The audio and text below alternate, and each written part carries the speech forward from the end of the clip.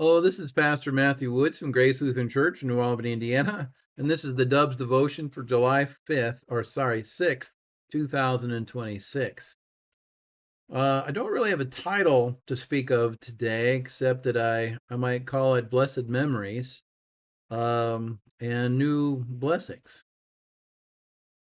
Recently, I had the privilege of doing a wedding for a couple here at church. It was quite large. And we did it in the congregation, which these days is rare because everybody wants it to be in a barn somewhere. Um, but at the reception, something really cool happened. I ran into a family that I hadn't seen in 28 years, 29 years from my first congregation. And what was cool about this is, he walks up to me and says, "Do you remember me?" No, I wish I did. My brain was gone. It's a face. I'm good with faces, but the name didn't come. And he said, "I'm Chris so and so, and this is our family here, and I want you to meet someone special." And I thought, okay, who could that be? As it turns out, it was his son, Jacob, who is now almost 30 years old. And what it turns out, well, the really cool part about this is he was the very first baptism I ever did as a pastor up in Seymour, my first congregation. And it was such a privilege to meet him and talk with him and to get to know him. We went out to dinner, had a beer and stuff afterwards, and talked for quite a while. But that brought me so much joy just to see and meet him and talk with him, because then they showed me a picture of me holding him with his baby in my arms back when I had hair as dark as my shirt. It was a lot younger and a lot greener. But sir, it was very, very cool to meet him and talk with him, get to know him. He's got a wife and now a baby of his own. She's almost 3. It was just cool to meet him and talk with him. So it was just neat to catch up with that. A little history caught up to me there, and what a blessing that was. So that's the first thing that hit me, and it was just brought me so much joy. And then another thing hit me about a week later. I was talking to mom and dad about my experience in Yosemite. I worked in Yosemite for a season, for those of you who don't know, and thoroughly enjoyed it. And I had two roommates or cabin mates. One of them, his name was Darren Bohan. And Darren and I had some really cool adventures together that summer that we were there. Probably the amongst the two that really stand out where we were able to go hiking up to the top of Half Dome in the full moonlight in the middle of the night, and stayed up on top. Now you got to understand, in the moon shining at its fullest, you can see everything. The granite is just glowing in the dark. You can see perfectly fine. You could see, we got up there, we could see Fresno over 75 miles away, and we could see so much. It was just the coolest experience. And so we were up there, and of course we took lots of pictures and enjoyed our time up there. And probably the most exhausted I ever was that trip. Later in the summer, we also I learned to water ski out in the mountains. Some families took us out to a lake. I couldn't tell you where it is today. All I remember is that there was one way to put in, one way to get in and out, because the rest of it was literally between mountains and a valley, with nothing but sheer cliffs on every side. It was the coolest place. And the water was dead calm, and with just enough room to make a turn with a boat with a water skier behind it. So we had a lot of fun with Darren when we were in Yosemite all those years ago.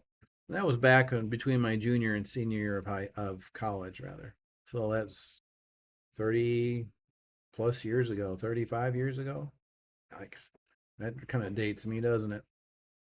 Well, I just got curious. We were talking to mom and dad about that whole summer, and so I thought, well, hey, I've got access to the church Facebook, and I thought I'm going to look up Darren just to see where he might be. Well, I didn't expect to find what I found, and I was profoundly saddened by it. Turns out that Darren had gotten a job in the accounting office on the 102nd floor of the Twin Towers. I don't know if it was building 1 or 2, but He was one of the people lost on 9/11. And that was weird finding that 25 years later, hearing that he died, and by all reports, he died trying to get people saved, and they found him 6 months afterwards amongst some other firemen. But that hit me really weird. Still hits me a little weird. Um, I felt a little strange, finding that out 25 years later, and sad all at once. I looked it up about 10 o'clock, and I was probably up till 1:30 just trying to figure out how to feel about it. It's just strange. But it gets me thinking. I bring this up because one of the things that we are blessed with routinely are the friends we make. And the friends we make leave impressions on us.